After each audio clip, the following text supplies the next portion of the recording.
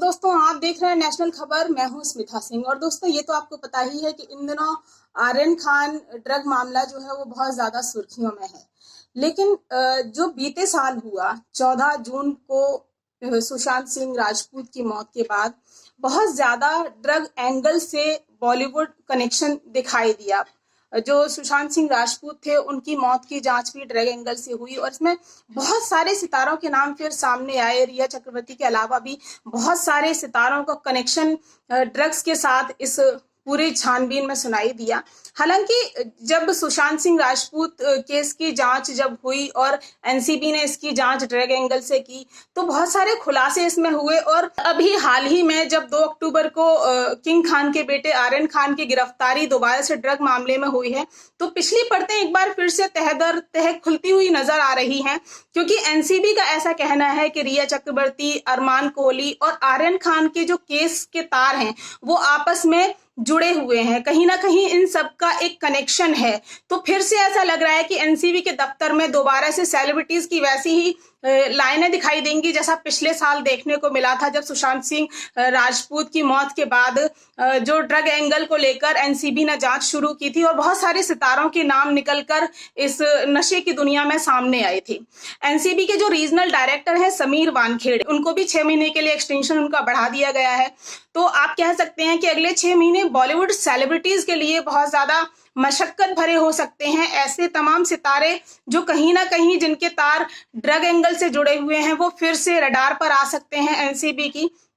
हालांकि इस मामले में एनसीबी लगातार कहीं ना कहीं सवालों के घेरे में रहा है, जिसे लेकर ये कहा गया कि जो बॉलीवुड है उसे बदनाम करने की साजिश की जा रही है। एनसीबी बहुत ज्यादा मामले को तूल दे रहा है। उसी तरीके से ये भी कहा गया कि आर्यन खान केस में भी आर्यन खान एक सेलिब्रिटी होने की जो कीमत है वो चुका रहे हैं और एनसीबी किसी के इशारों पर ये सब कर रही है। तो आप वो समझ सकते हैं कि वो किसके लिए इशारा शब्द कहा गया है। तो ऐसा कहा जा मतलब एक ऐसा संस्थान, एक ऐसा प्रतिष्ठित संस्थान जिसकी साख पर सवाल खड़े हो रहे हैं, तो जाहिर सी बात है कि वो सबूत जुटाने के लिए पूरी मशक्कत, पूरी मेहनत से जुट गई है। क्योंकि जो महाराष्ट्र के मंत्री हैं नवाब मलिक, उन्होंने भी ऐसे आरोप लगाए हैं कि एनसीबी की भूमिका जो है इसमें सवालों के घेरे में है। जो रीजनल डायरेक्टर हैं जिनके लिए ऐसा कहा जा रहा है, वानखेड़े जी के लिए मंत्री जी ने कहा है कि वो कहीं ना कहीं वसूली उन्होंने बॉलीवुड स्टार्स से की है और इस मामले में वो आगे चलकर जेल भी जा सकते हैं, उनकी नौकरी भी जा सकती है, उन्हें जेल जाना होगा। जो वो कर रहे हैं वो गलत है।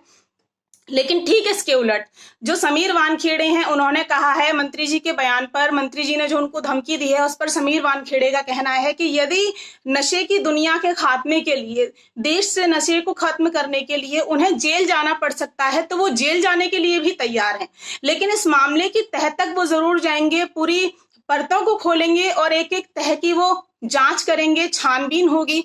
तो ऐसा कहने के बाद ये साफ है कि बीते साल जो भी कार्रवाई एनसीबी की तरफ से की गई है वो फिर से खुल सकती है। जैसा आपने लास्ट ईयर देखा भी था कि करण जौहर का जो वीडियो था जो सोशल मीडिया पर खुद उन्होंने शेयर किया था, उस वीडियो की भी एनसीबी ने ड्रग एंगल से जांच की और ऐसा कहा गया कि सेलिब्रिटीज उस पार्टी में ड्रग्स ले रहे थे। हालांकि बाद में करण जौहर ने ऐसा कहा कि उस पार्टी में किसी भी सेलिब्रिटी ने ड्रग नहीं लिया था।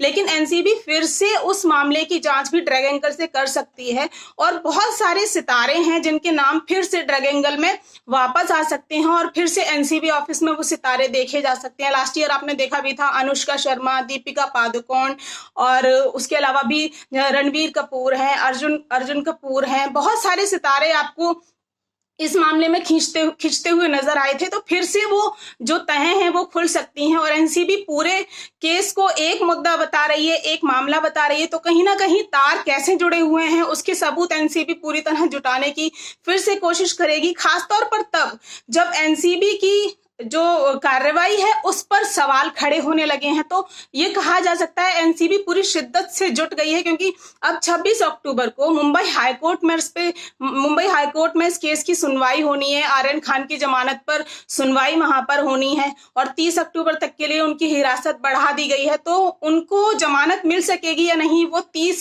26 अक्टूबर को जो सुनवाई होनी है उसी में साफ हो पाएगा कि एनसीबी किस तरीके के सबूत जुटा पाती है, या जो स्टार किड से एनसीबी अब पूछताछ कर रही है। जैसा कि अभी हाल ही में हुआ कि चंकी पांडे की जो बेटी हैं उनसे भी पुलिस ने पूछताछ की है। तो बहुत सारे स्टार किड्स के नाम भी इस केस में निकलकर सामने आ सकते हैं। एनसीबी पूरी तह खोल सकती है, क्योंकि आर्यन खान के गिरफ्तार होने के बाद उनके साथ ही जो स्टार किड हैं उनको भी एनसीबी पूछताछ के लिए समन भेज रही है, उन्हें दफ्तर बुला रही है। तो 26 अक्टूबर को एनसीबी किस तरीके के सबूत पेश करेगी, स्टार किड्स की तरफ से कैसे बयान दिए जाएंगे, उसी पर यह तय होगा कि आर्यन खान की जमानत की राह में कोई रोड़ा तो नहीं आता या आर्यन खान की जमानत हो पाएगी या नहीं। फिलहाल एनसीबी अपनी साख को बचाने के लिए और उसने जो भी सबूत जुटाए हैं उनको सही साबित करने के लिए पूरी मशक्कत से जुट गई है, ताकि वो ये पता लगा सके कि नशे की दुनिया बॉलीवुड में कहां तक पसरी हुई है। तो क्या सच है क्या गलत है, जांच पूरी होने के बाद ही साफ होगा। फिलहाल जांच चल रही है, लेकिन हाँ, एनसीबी जिस दिशा में जांच को लेकर जा रही है उससे ये साफ है कि बीते साल जो कुछ भी एनसीबी ने जांच की है सुशांत सिंह राजपूत की मौत के बाद, वैसी ही चीजें फिर से निकलकर सामने आ सकती हैं और बहुत सारे स्टार्स के साथ साथ स्टार किड्स भी एनसीबी की रडार पर हो सकते हैं। फिलहाल आज के लिए इतना ही, फिर मिलूंगी आपसे किसी और जानकारी के साथ। तब तक के लिए नमस्कार।